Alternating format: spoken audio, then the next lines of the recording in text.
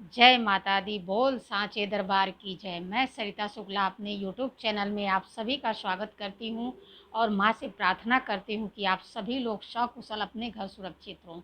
नवरात्रि चल रही है। या देवी सर्वभूतेषु मात्र रूपेण संस्था नमस्तस्यै नमस्तस्यै नमस्तस्यै नमो नमः। नवरात्रि चल रही है। आप धीरे धीरे हम लोग नवमी पे आ गए। मैं एक बहुत ही सुंदर कथा है जो आप लोगों को सुनाना चाहती हूँ। मुझे बड़ी अच्छी लगी, इसलिए मैंने सोचा कि आप लोगों के साथ शेयर करूं। एक गांव था, सोम सोम गांव का नाम था।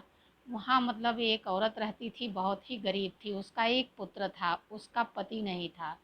पुत्र और माँ दो लोग ही थे। उस गांव के सभी लोग जो है जा रहे थे वैष्णो देवी यात्रा करने के लिए।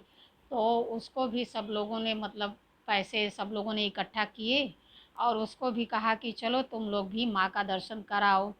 तो बच्चा उसके मतलब 5 साल का बच्चा था, वो बोला हाँ मैं भी जाऊँगा माँ, मैं भी जाऊँगा। तो इसलिए सब लोग ले ही जा रहे थे, तो उसने भी माँ का नाम लिया और सोचा माँ बुला रही है तो चलो चलती हूँ। उसके बाद सबके साथ वो भी अपना तैयारी कर ली, जो थोड़ा बहुत उसके पास था उसने तैयारी की और माँ के दर्शन के लिए निकल गए। रात के 2 बजे की उनकी ट्रेन थी। सभी लोग अपना जय माता दी करते हुए गए। वो मतलब माँ बेटे भी गए। धीरे धीरे जो है उनके जाने का समय आ गया और ट्रेन भी आ गई। सब लोग ट्रेन में चढ़ने लगे। बहुत भीड़ थी, धक्का मुक्की खूब हो रही थी और सब लोग जो है ज़ोर ज़ोर से आवाज़ें आ रही थी, चारों ओर से जयकारा लग रहा था, जय माता दी जय माता दी।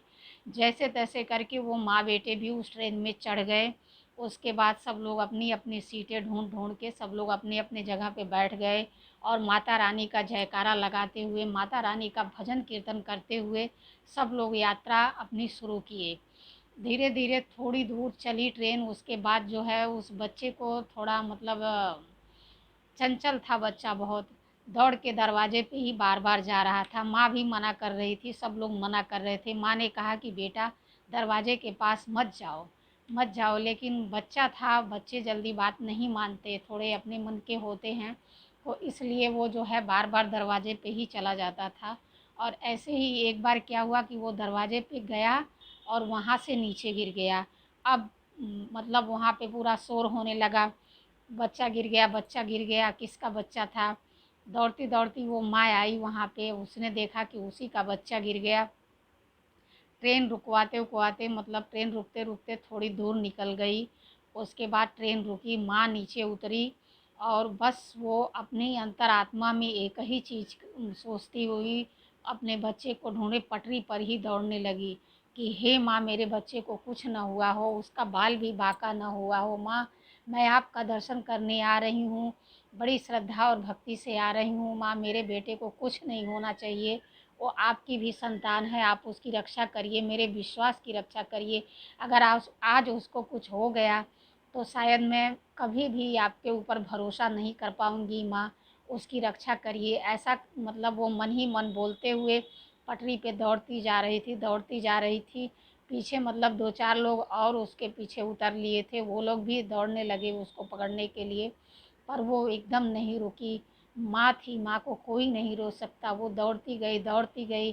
थोड़ी दूर जाने पर उसने देखा एक खंभा, बिजली का खंभा था साइड में, वहाँ पे एक बच्चा बैठा हुआ है।